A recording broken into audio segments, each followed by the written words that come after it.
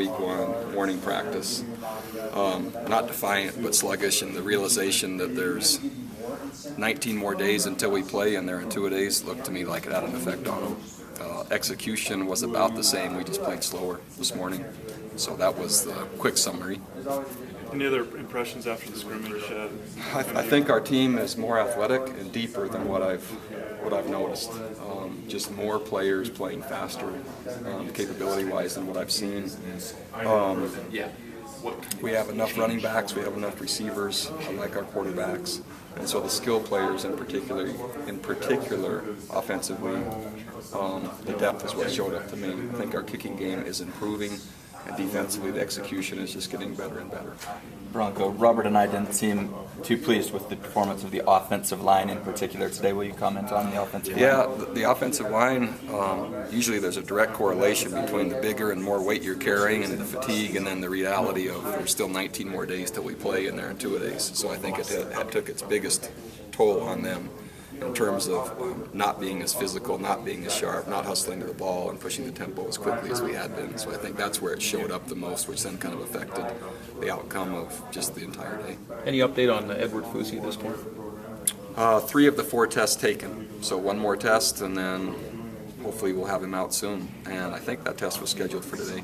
You brought in a lot of new offensive linemen, of course. Have they shown what you hoped to get from them to this point? 2 in particular.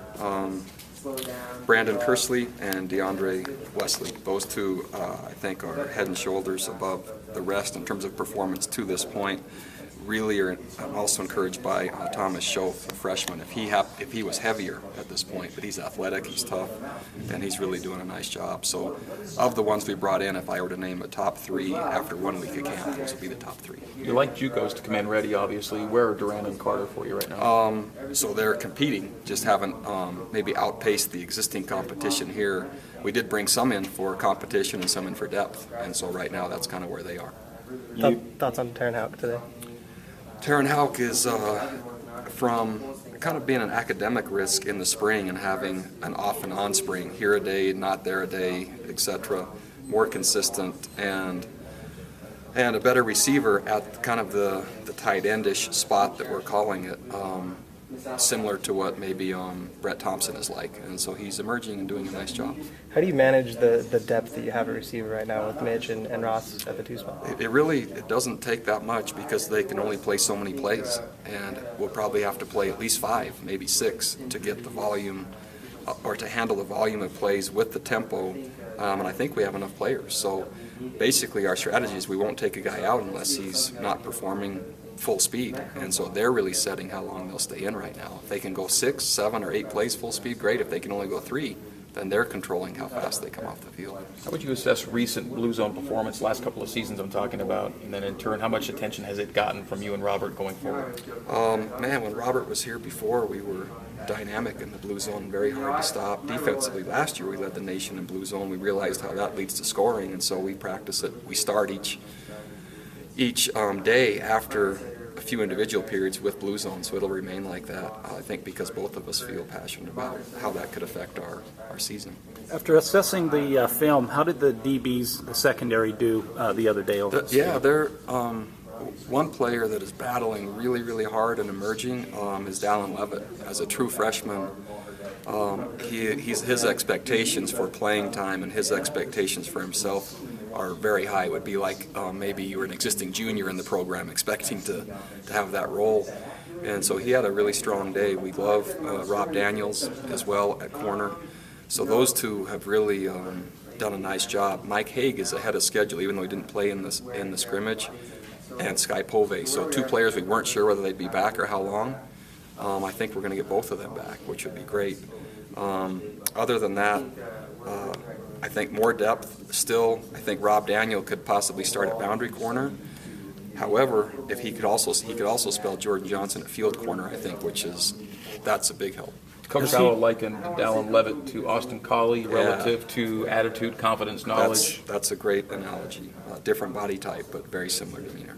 Has Dallin Levitt or Robertson Daniel kind of emerged as that potential starting boundary corner? If we were to say today, it'd be Rob Daniel. Dallin then would be either the next guy in or possibly the nickel. So it's if there is a difference, it's not much. Rob has a little bit better top end speed would be maybe the only difference at this point. How are you handling Spencer Hadley in camp right now? Man, as soon as he has a hamstring, and so it's really controlled by that more than anything. And same with Kyle. I think Kyle will possibly be back on Thursday. That looks like kind of the date where he's doing more and more, a few more hamstrings showing up in camp than what we've had before, and so just kind of wait and see with Spencer. He's anxious to get back. We're anxious to have him back, but that's controlling it. Worries on him at all? Is No. it just kind of mild? No. Okay. No worries. With how much attention Van Noy gets as far as the All-American honors and recognition, how important is it to have Spencer as far as on that outside? Oh, well, based on the NFL traffic coming in already, they love Spencer, by how hard he plays and how productive he is. And so if Kyle is ranked here, Spencer's not far behind him. Certainly the accolades and attention are much different, but there's a lot of folks that really like Spencer. When you're out recruiting, Coach, how big of a deal do you make of the spirit, honor, and tradition? A lot.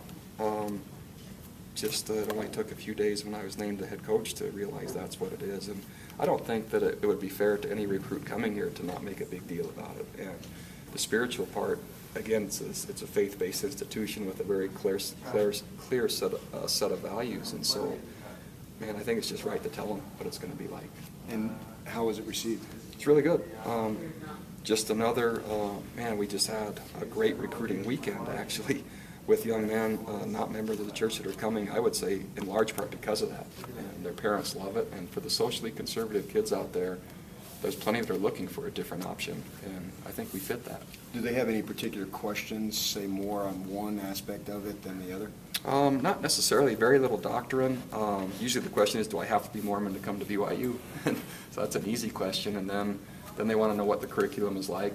But almost every family is so impressed by how clean the campus is, then how friendly the students are, the lack of profanity that they hear, and the different environment. And so parents usually are sold before the prospect. When it comes to recruiting, is differentiation among your strongest assets? Oh, yeah. I mean, we have a very specific and unique, I would say the only unique place in the market like we have. And so to diminish that, I don't think would make much sense. So we highlighted it every way Have possible. you highlighted it even more as the time has gone by? I think so, for the simple fact that, man, when you have the right young people coming that actually want to be here and fit and belong here, the program just goes so much faster, and the energy and or lack of distractions for those that maybe I didn't evaluate correctly or misevaluated in some capacity, that just slows everything down, and it's not as much fun.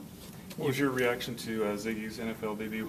Yeah, we showed it in the team meeting, and the players went crazy, and I think just right after it happened, we were having a Thursday's Hero celebration, and my secretary, Carrie, had it on her phone and showed me, and it just, I was happy he got an interception for a touchdown, but it didn't surprise me he had the oxygen going already. I mean, our team knew that might be his last play of the game, because it takes him a while to kind of get in shape, so we were laughing about that. You brought up your great recruiting weekend. How much does your relationship with ESPN have to do with the recruiting that you're doing? It's huge. So the easy statistic is of the 124 or now 25 Division I programs, only 8, we're the 8th most viewed team in the country. And that's national audiences, which are 100+ million homes. That's excluding BYU TV. I mean, we're being seen everywhere. And the kids that are coming are from everywhere. And it's really good. Thanks, Coach. All right, thanks.